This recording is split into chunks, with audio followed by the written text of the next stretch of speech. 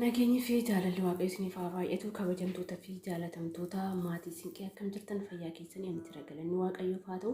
Kabajamtoota fi jaalatamtoota maatii eekoo baga nagaan dhuftan noora ol siinas niin jedheera warri jaalatanii hordoftan hundi keessan hedduu dunaa galatooma.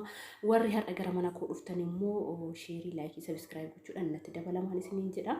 Har'a akkaataa mataa kootti qabadhu immoo maaliin akkan dhiqadhu yeroo dhiqadhu isan fidee jechuudha.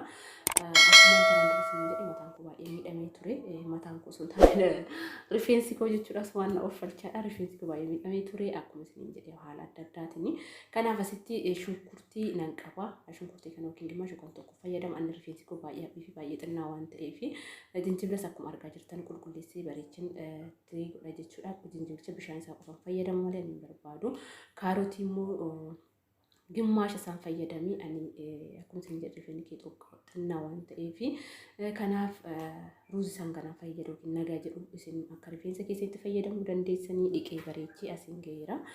Kanaaf isaan walitti mummurii haphisee mura akka yeroo tokko bakka tokkotti naa bilchaatu kunimmoo wal faana akka naa bilchaatu haphisee mura jechuudha kaaroticha.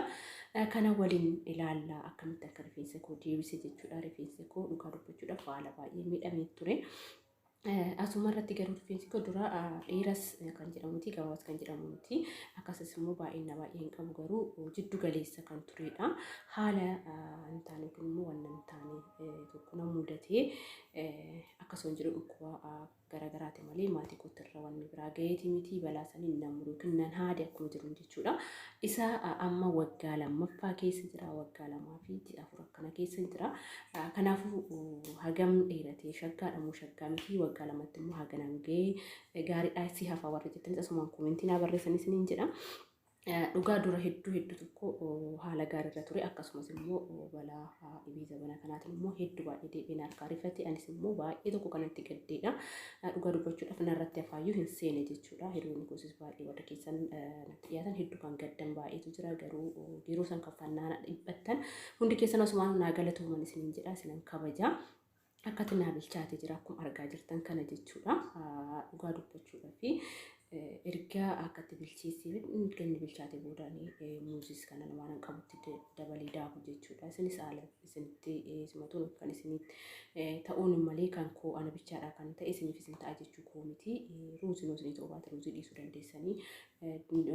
Kaarotichi immoo isinii ta'uu baate kaarotii dhiisuu dandeessan garuu jarri lamaa walitti baay'ee tokko gaariidha jechuudha. Akkasumas immoo talbaadhaanis fayyadamuu dandeessanii isas yeroo biraa isiniif hojjedha jedhee yaada. Kanaaf haala kanaan shunkurtiis immoo ammatti dabaladha jechuudha. Asirratti hojjedha. Dhugaa dubbachuudhaaf rifeensi koo yeroo san kan dhangala'u akkuma jiru kan buqqa'ee jechuudha. Haala kana bichaadhaan miidhanii kana sirreessee yeroo kanatti hedduu kan dhukubee ture jechuudha. Baay'ee kan rifadhees akkuma argaa jirtan muuzis nan qaba. Sitti muuzii ani gimmaasha fayyada akkuma isiniin jedhee. Muuzicha kana gimmaasha rifeensi koo baay'ee xinnaa fi immoo haphii waan ta'eef dura xinnoo ishii sirraa ture. Amma immoo irra deebi'ee baay'ee tokko balaa dhukkuba saniitiin baay'ee tokko kan kaaphateedha jechuudha. Deebi'ee isa baay'ee rifeensi koo kan argamu kan luqqa'ee warri beektan akkuma jiru beektan waan ta'eef isa san yeroo san narratti fa'aa hedduu kan rifadha jechuudha. Dhugaa dubbachuudhaaf isa bichaayyuu seen dhibee biraati hagan jedhu ofitti murteessutti jechuudha. Kanaaf viidiyoowwan biraan walaaliin ture warroota san dura rakkoo koronaatiin qabamanii mataan luqqa'uun hin dhufaa rifeensi keessan fuulli keessa wanni baay'een isirratti mul'achuu danda'a of eegaa kan jedhamu dabaree ture barumsa wayii jechuudha warroonni isa mudatanii. Isaan san ani xinnaadhas ta'e malee akkatti mulu jabaatan seenee ergasii irra ture sirraa isa waan dhaga'eef viidiyocha sana kun barumsa sana waan dhaggeeffadheef sirraa kan jedhu nan ture garuu hedduu daran ji'a tokkoof jechuudha. Ergasii gara mana yaalaa deemti. Mana yaalaa deemee viitaamin D fi dhiiga hin qabdu jedhanii jara erga naa kennanii. Isarratti immoo viitaamin D fi dhiiga qoricha dhiigaa sana fayyadamaa wantoota fayyadamee rifeensa koo sirreessedha malee rifeensi koo kophaa isaatiitti kanaan naan sirraanne jechuudha. Hedduu kan dhangala'eedha. Kaleessa viidiyoo biraati irratti fidee jira asirratti isin galchuu hin danda'a.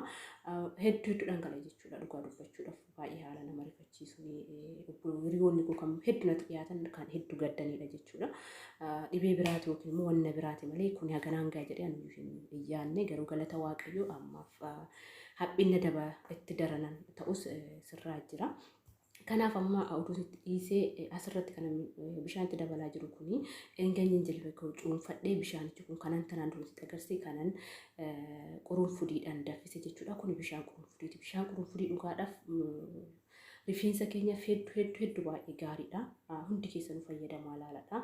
Ani muuzii gimmaashaan fayyadamee isinitti meeraa rifeensi koo waan ta'eef baay'inaan qabu dheerinsa qabu waan ta'eef sanii tokko fayyadamuu dandeessanii ammatti jinjibila bishaan jinjibila kanan cuuffuu fi kan qurunfudii sana itti naqa jechuudha. Dura akka maashinii foon jalaan dhuufnitti maashinii xinnaadhaan daakuu dandeessan mana keessa jiru waan ta'eef kanaan daakaa muuzii kun itti dabalaa jira. Ergasii hanga nagaa jedhamuyyuu ruuzii affeelee fi kaarotii walitti affeelee fi shunkurtii san jechuudha bakka tokkotti daakaa. Shunkurtii odoo affeelee asitti naquu dandeessan garuu keessaa maal jedhama akka abbaa tokko qaba waan ta'eef akkasuma waan qabu jechuudha mataa keenyatti akka furfuriitti keessatti afaan akkasiisun jechuudha. Saniif kana badan bittin daaka akka humna tokko akka kireemii akkana ta'utti jechuudha. Asitti xinnoo ishiin baay'ate waan ta'eef aannan hambisuu hunda fayyadamne kanaaf isin immoo gammattanii yookiin hangana nugaa kan jettan godhuu dandeessanii akkuma argaa jirtan kana kun asitti daakee bareechee lafa godhee jiran isiniin jedha. Kun akka kireemtiitti badan bitti godheen kan daakee maashinii biraa hojii immoo kan irratti kaawwate badan isinii daakuu danda'a. Isa kana fayyadamin isiniin jedha. Wanna kana immoo karaa adda addaatiin hojjechuu dandeenya. Rakkoo tokko hin qabu. Kanaan fayyadamichaadhaan miti. Kanaaf akkamitti argan fayyadamee ani waan mana keessa jiru waan ofii kiyyaa zayitiiwwan fayyadamu san fayyadama jechuudha. Kanaafuu zayitiiwwan fayyadamu san itti fayyadama yeroo baay'ee waan mana keessaa qabnu zayitiin ani fayyadamu qofti yookiin immoo kan anaaf natti tolu hundi isintti toluu hin danda'u waan ta'eef jechuudha. Erga lakkatti daakee bareechee kophaasaa miti jechuudha kanan dibadhu. Kophaasaa hoo dibattanii mataan keenya goggoguu danda'a. Haalan taanni sun jechuudha. Asirratti ruuzinis goggoosa waan ta'eef akkasuma waan qibaatii keessa jirre waan ta'eef qibaatiitti fayyadamtanii godhuu dandeessan jechuudha. Ani kanaaf fayyadamu amlaa qibaatiidha jechuudha. Amlaa qibaatiin hedduu natti tola. Akkuma beekamu amlaa qibaatiin foolii taani qaba. Fooliin isaa baay'ee tokko namatti hin tolu. Garuu immoo lama jaalatanii ta'u waan ta'eef amilaan hedduu natti tola. Dhugumatti warra amilaan fayyadamaadha.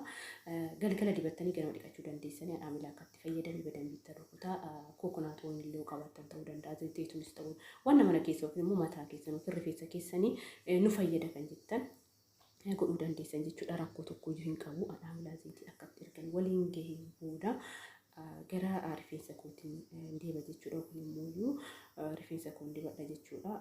Asirratti xinnoo ishee isin galchi jira garuu naaf hin joofne waan ta'eef muluu isin hin galchine. Kana akka inni wal nyaatutti jechuudha. Akka zayitiidhaan wal fudhatutti zayitii kootiin akka wal fudhatutti walitti rukuttanii waliin gahuu qabdan jechuudha. Erga waliin geessaniin booda malee kan dibatamuu qabu. Zumadheetti gannaqee hin qabutti xiqqaata waan ta'eef itti dabaladheeni. Kana sa'aatii galgala dibattanii hanga sa'a lamatti tursiisuu dandeessanii sa'aatii tokko irra tursiisuu dandeessanii maaf kan rifeensa keenya miidhu tokkoyyuu keessan jiru waan ta'eef irra tursiisuu dandeessan jechuudha. Amma tokko miidhaa tokkoyyuu hin qabu. Isiniin jedha miidhaa tokkoyyuu hin fidu rifeensa keenya irratti. Kanaaf hanga isinitti tole hanga yeroo qabdanii rifeensa keessanitti gootanii badambiitti sukkumtanii jechuudha. Rifeensa keessan badambiitti sukkumtanii maasaajii gochuudhaan keessa akka isaa seenutti jechuudha. Akkuma argaa jirtanii rifeensi koo kan waggaa lama kana fakkaata jechuudha. Haphiin isaa akkama isinitti baay'ee haphiidha. Kanaaf an akkattiin keessa isaa tokkoon addaan qoodee natti mul'annu waan ta'eef isin viidiyoo waraabaa waan jiruuf jechuudha. Akkatti addaan qoodee maasaajii godhee keessa isaa waliin gahee feestaaliidhaan xaqallalee ani sa'a lama tursiise jechuudha. Sa'a lamaan booda ergan dhiqadheen booda waliyyuu zayitiiwwan itti fayyadamus asumaan isinitti agarsiisa. Kun akkatti ergan hojjedheen booda jechuudha. Asirratti amma zayitiiwwan itti fayyadamu. Ergan dhiqadhee geesseen booda sa'a lamaan booda dhiqadhaa. Kana zayitiiwwan asitti argitan kan hunduma isaatu walitti naqa jechuudha. Hunduma isaa walitti naqa garuu amilaa asitti hin fayyadamu jechuudha. Amilaa achirratti fayyadamu waan ta'eef asirratti hin fayyadamu garuu fayyadamuu dandeessanii rakkoo tokko hin qabu. Kana walitti dabalu shittaa isaa yookiin immoo foolii isaa san shaffana waan ta'eef rakkoo tokko hin qabu. Kan argaa jirtan hojjetoonni yookiin immoo Black Castor Oiliin onlaayiniin bite jechuudha. Diraamaa 63 kan sanii gadiitis hin jira. Akkuma Black Castor Oiliin baay'ee tokko rifeensa keenyaaf baay'ee gaariidha. Isa kana naaf fayyadaman durumaa jechuudha. Isa kan argaa jirtan kan immoo control hair broken kan jedhu isni amma bite malee dura hin fayyadamne. Kuni kanan dheengadda isinitti agarsiisedha. Zayitii yookiin immoo kanan qurunfuriidhaan danfiseedha jechuudha. Jara kan hunduma isaatu walitti makee walitti dabalee akkatti walitti dabalee jira. Rifeensa keetti naqaa jechuudha. Ergasii garuu akkanumatti jedheetti naquu isin agarsiisa. Rifeensa kiyyatti ergan qulqulleessee rifeensi xinnoo guggugee jara kana walitti dabaladheen booda isa zayiticha kana ammoo bishaan ho'aadhaan nan ho'isa jechuudha. Yeroo kaan bishaan ho'isuu dandeessanii asitti immoo amma bira jira waan ta'eef kan mana bira jiru nan ho'isan isiniin jedha. Hunduma isaa walitti dabalee haala kanaan ergan bareecheen booda bishaan asitti kan harkaa gootin dhiqadhu yookiin immoo amma shinti beetii yookiin shaaworii keessa kan itti seentan bishaan ho'anii jira waan ta'eef isa kana meeshaa walitti dhiqee zayitii koo keessan godha jechuudha. Zayitii koo muluu hin ho'isu xinnoo ishii akka qorrarraa naa ba'u xinnoo nan ho'isa jechuudha. Erga ho'iseen booda rifeensa kiyyaan kana dabalee masaajii godhee rifeensa koo bootaa sadiittis haa ta'u bootaa afurttis haa ta'u badambiitti zayitii kanatti godhee kanan dhaadhu jechuudha. Yookiin immoo akkuma dhaba jechuudha. Viidiyoo biraatiin hanga deemtu.